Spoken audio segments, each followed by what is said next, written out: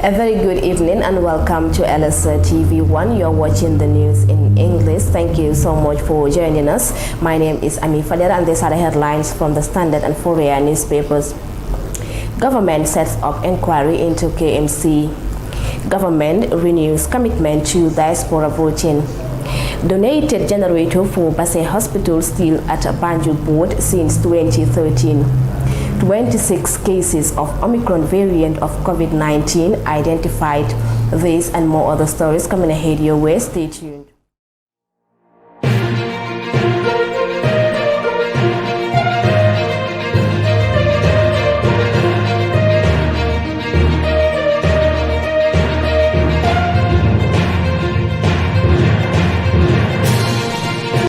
Welcome back, and now the news in details. We begin our news with the Standard newspaper.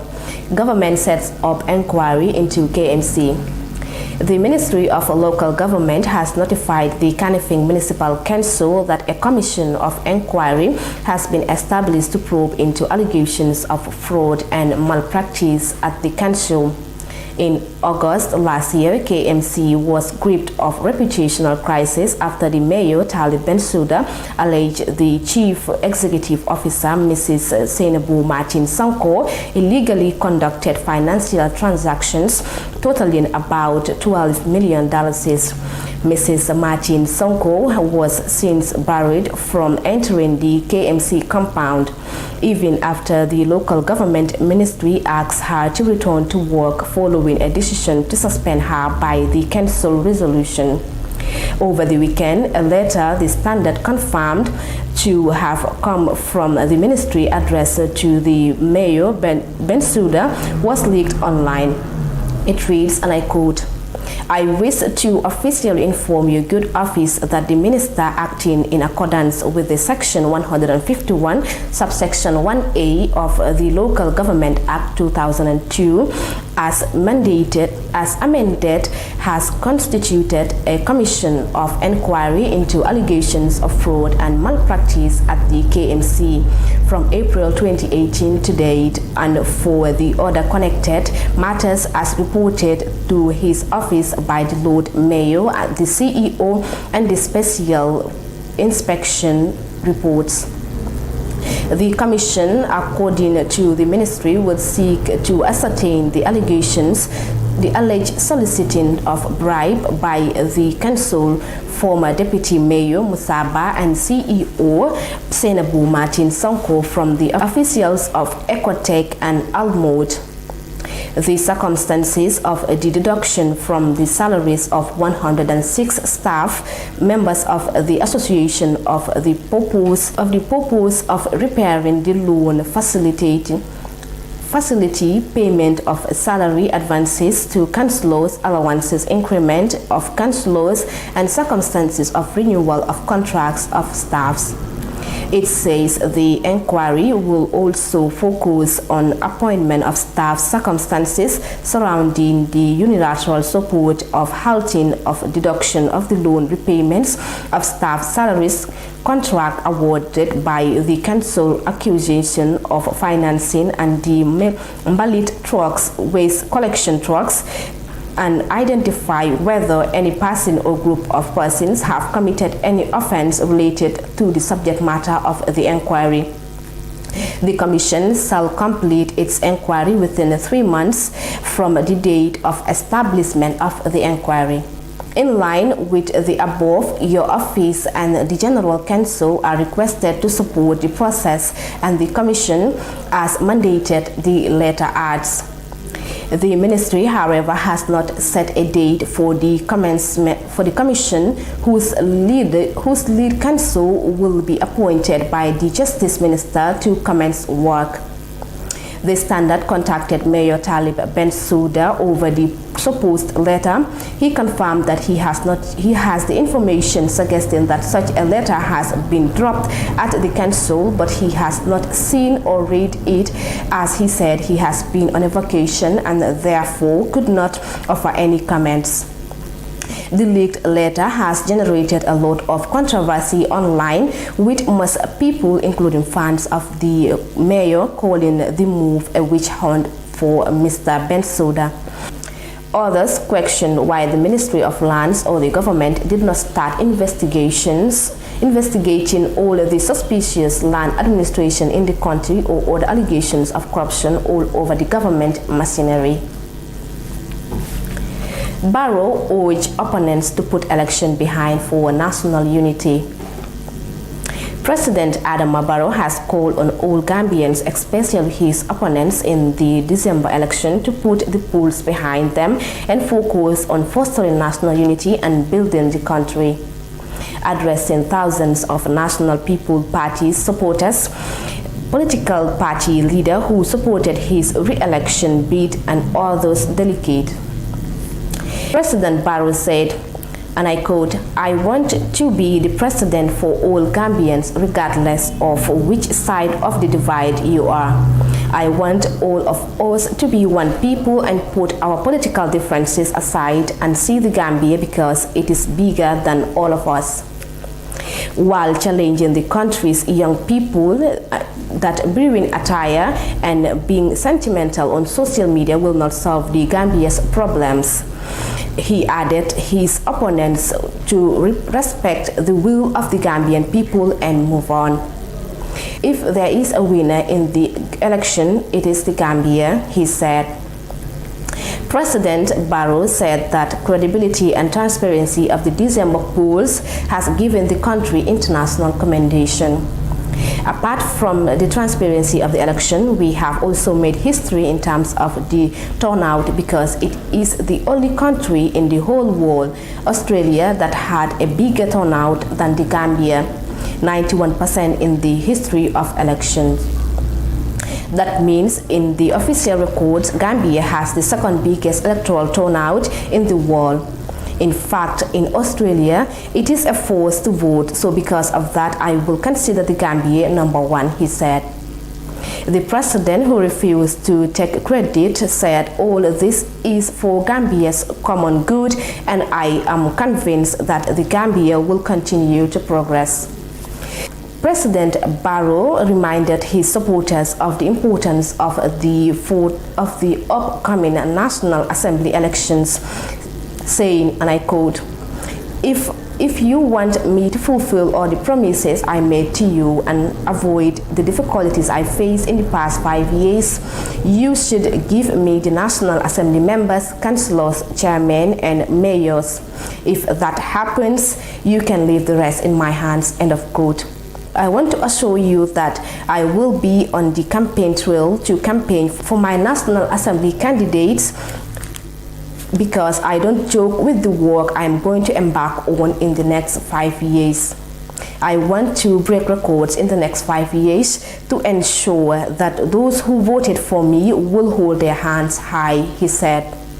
The Gambian leader also announced plans to integrate the Basse Market rural electricity project and the Sabah Sanjal road in the coming months.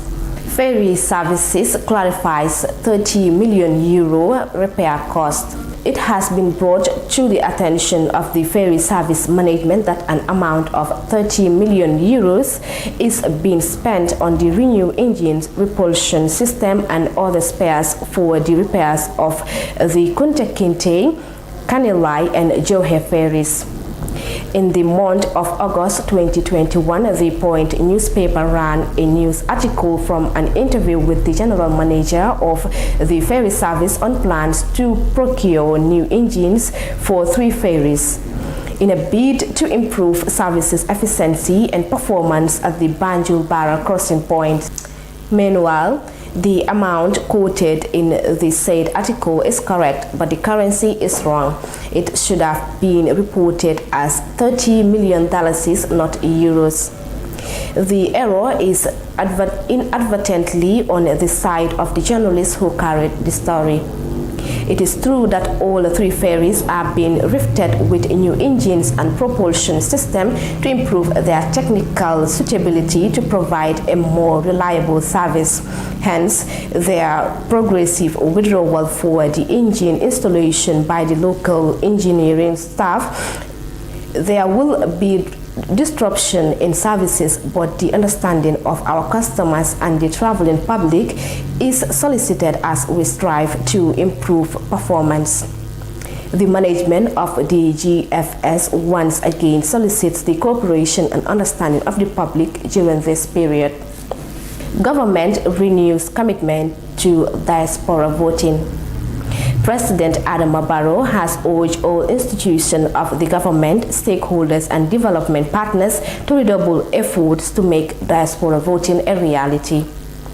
The President made this call in a speech delivered on his behalf by Banjuf, Minister of Higher Education, during the 5th State of Nation Forum SNF5 held over the weekend. The event is organized by the Migration and Sustainable Development in the Gambia, MSDG, in collaboration with GK. At the first edition of this forum in January 13, 2018, I stated that we must be vigilant for the opportunity of infrastructure-led development and the opportunity of diaspora development. As it is to be expected, the diaspora contributed time, resources, and ideas to the work and campaigns of different political parties and the groupings of the presidential election. However, the fact remains that they were not able to vote and be more engaged in the festival of democracy witnessed as a nation, the President said. He praised the technical collaboration between the MSDG project and the Independent Electoral Commission and the contribution of other stakeholders on the issue of diaspora voting. With humility and purposefulness, I urge all institutions of government and state and all stakeholders and development partners to redouble efforts to make diaspora voting a reality, he said. President Barrow promised to maintain, expand, and enhance Gambia's infrastructure-led development program. In many instances, our shortcomings are not due to the absence of good politics and plans, but are the absence of effective implementation.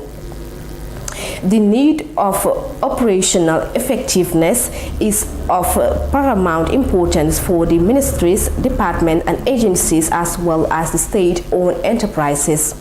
As every Gambian is touched directly or indirectly by the contributions of the diaspora, whether their income, be it little or large, they share with their families and communities in the Gambia, the President said.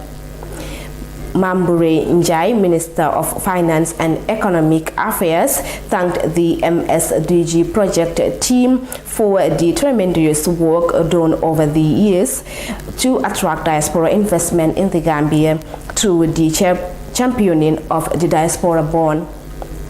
Our ministry continues to partner with the GK partners through the MSDG project on mainstreaming diaspora finance and introducing innovative financial products to attract diaspora investments.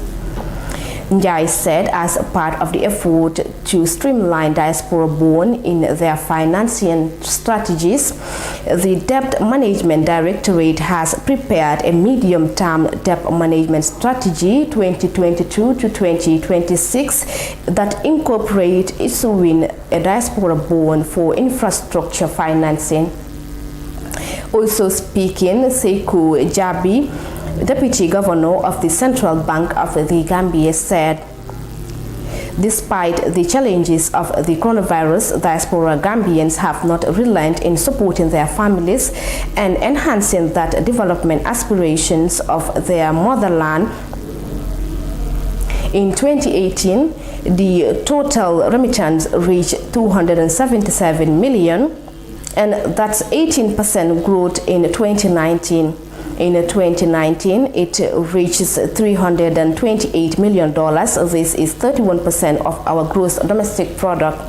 In 2020, despite the COVID-19, it reaches $589 million, forming 47% of our GDP. And in 2021, the remittance volume increased to an unprecedented level of $774.6 from January to December, forming 62.9% of our GDP. The 2021 remittance represents 69.9% of GDP. He also said that the CBG is further working on remittance with the partners to disaggregate the data into building, the construction, consumption, education, health, agriculture, among others, to inform policy on the use of remittance. And now to the Fadera newspaper. Donated generator for Basse Hospital still at Banjuf port since 2013. There is a defending silence at the Ministry of Health amid a mega generator designed for Basse District Hospital lingering in the Banjuf port since 2013.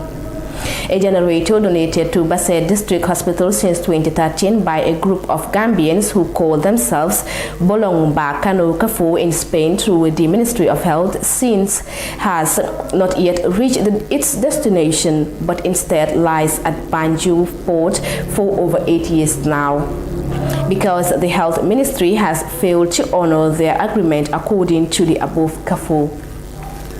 The association, which comprises Gambian citizens from the farthest province of the Gambia, told this reporter that the said generator was sent for use at the Basse Health facility since 2013 when Ms. Fatim Baji was the Ministry of Health. This information first came to the notice of Fadera last December 2021 when this reporter contacted the then Secretary General of the Association, Bakari Kora, who confirmed the story. It was in 2013 when the former Health Minister Fatim Baji visited Spain and had an agreement with our Kafo, Bolongba Kano Kafo, for the provision of a generator which was shipped for Basse Health facility since 2013. Since then, the generator has arrived at Banjuf port, and it should be the responsibility of the ministry to receive it from the ports and send it to its final destination, which is Basse Health facility. However, shortly before the arrival of the generator, former President Jammeh decided to change everything and said that the association can only donate but cannot determine the destination of the generator. Kora told this reporter, adding shortly afterward Ms. Fatim Baji was sacked, and since then every health minister who comes, including all their permanent secretaries and directors, is aware of this generator issue, which is at the Banjuf port. Kora said Suwaibu Toure, the National Assembly member for Woodley East, is a living witness to this story because he has been working with the CAFO to facilitate the discharge of the generator on its designated destination, but to no avail. This reporter contacted Mr. Suwaibu Toure for confirmation, and he said that he saw the said generator at the port of Banjuf during a visit he had with Bakari Kora. A member of the CAFO said, I am aware of the issue of this generator, and in fact I went with Bakari Kora to see this generator at Banjuf port, where it has been up to now. Since then I have been going to the health ministry about this issue, but to no avail, Suwaibu Toure stated to this reporter, adding that his last visit was in 2020 when he met the permanent secretary himself, Jaite, who promised to do something about it, indicating it was even suggested that the generator cannot be in Basse. However, Suwaibu said that the donors will be disappointed because they will not want their income to be wasted to the port like that. This reporter tried to reach the Health Ministry for confirmation of this report, but to no avail. Modunjai, Director of Health Promotion and Education, was reached for confirmation, but he said he did not know anything about this said generator issue and referred this reporter to the Permanent Secretary. This reporter has been following the Permanent Secretary for over 2 weeks now on the issue to no avail.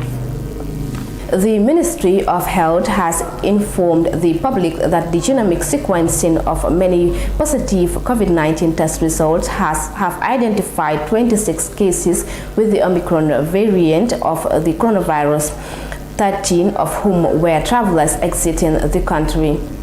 The health authorities made this report on Friday, 7 January 2022, and said the samples were collected between the 22nd and 28th of December 2022, and that the result confirmed the presence of the highly contagious Omicron variant of the virus in the country.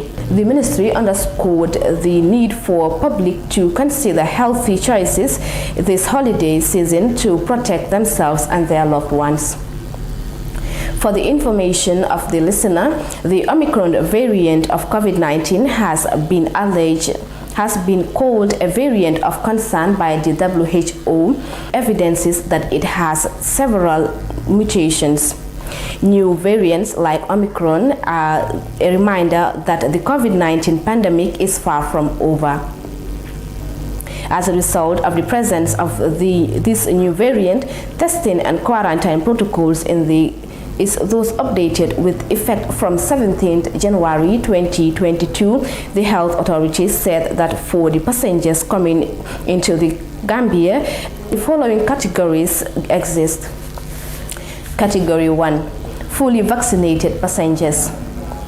Passengers who have been fully vaccinated do not need a PCR test to enter into the Gambia. Such travelers are advised to be self-monitored isolation and avail themselves to testing centers for RTD tests in case they notice signs and symptoms of COVID-19, or call 10254 for inquiry. That, however, if such individuals have signs or symptoms similar to those of COVID-19, they will be required to undergo a rapid diagnostic test for COVID-19 at the airport upon arrival.